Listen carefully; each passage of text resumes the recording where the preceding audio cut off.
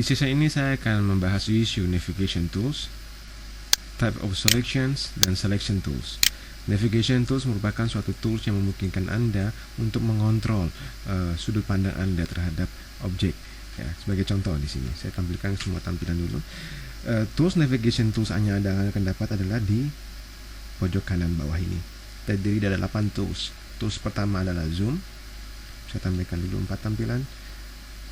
Tools pertama adalah zoom, yang dimana Anda bisa melakukan zoom in, zoom out dengan cara mendrag. Ya.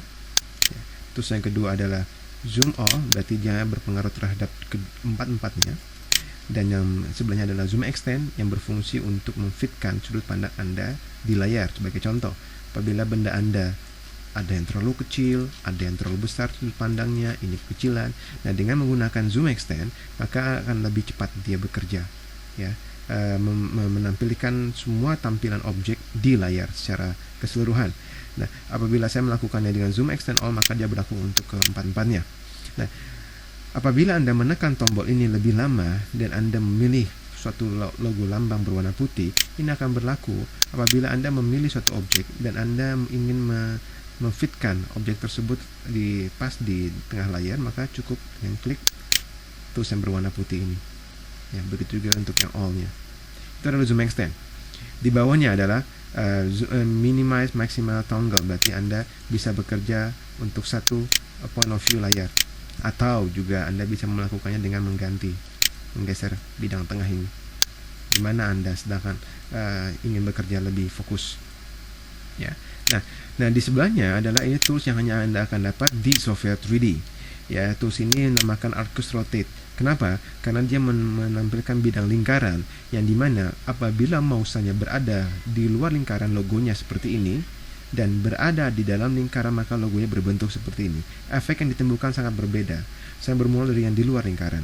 Apabila saya klik pertama kali di luar lingkaran dan kemudian saya melakukan perubahan, maka Anda hanya bisa melihat suatu perubahan perputaran miring dan kiri kanan, ya, atau oleng kanan oleng kiri.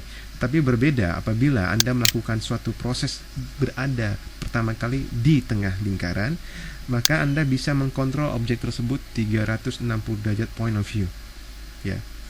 Tidak masalah selama Anda masih mengklik dan di dalam lingkaran dan Anda bekerja sampai keluar lingkaran. Itu adalah Arcus Rotate. Ya. Nah, di samping adalah proses panning. Seperti biasa, Anda menggeser bidang gambar Anda. Dan yang di sampingnya adalah proses Windows Windows Zoom, yang dimana dengan cara Anda mengaktifkan di top front to left, Anda bisa memanfaatkan Windows Zoom di sini. Ya, tetapi berbeda kalau di perspektif, Anda seakan-akan mengganti lensa kameranya menjadi tele, menjadi white, menjadi tele. Ya. Nah, itu adalah dinamakan navigation tools. Nah, sekarang kita masuk ke dalam selection tools. Di selection tools, Anda akan dihadapkan oleh apabila Anda ingin memilih suatu objek, misalkan seperti ini. Ya.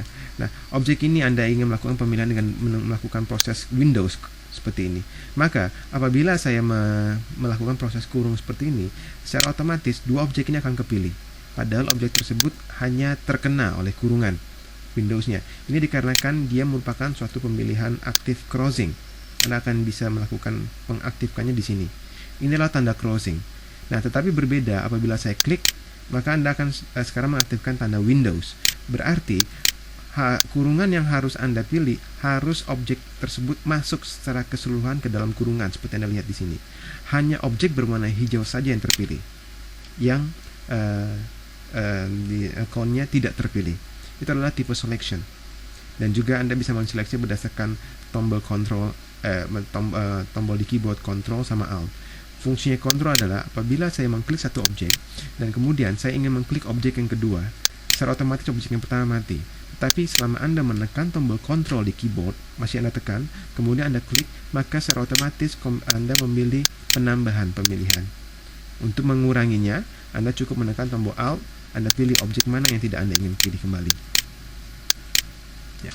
Nah, kemudian selection tools. Di sini selection tools Anda akan mendapatkan suatu konteks pemilihan berdasarkan jenis kurungannya, atau kurungan di sini yang aktif secara default adalah rectangle. Berarti pada saat Anda memilih, dia akan mengeluarkan suatu tanda rectangle di sini. Nah, apabila atau Anda bisa dapatkan hotkey-nya Q. Kalau saya pencet Q kedua, maka dia akan berganti suatu pemilihan dalam bentuk circle. Atau saya klik di sini, nama ganti ke circle. Maka bentuk Windows-nya dalam bentuk circle. Dan yang paling mengasihkan adalah dalam bentuk yang paling baru yang Anda bisa dapat di rilis 5 dalam bentuk lasso. Fungsi di lasso ini adalah Anda selama mengaktifkan selection lasso, Anda bisa memilih benda yang diinginkan. Ya, sangat mudah dan sangat gampang bagi Anda apabila benda tersebut saling berdekatan satu sama lain.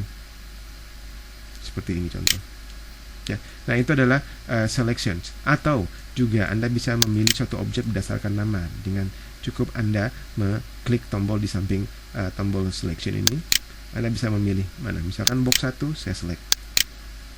Nah, ini adalah suatu tools yang perlu Anda ketahui dan akan sangat lebih cepat apabila Anda menguasai ini untuk bekerja di bidang 3D.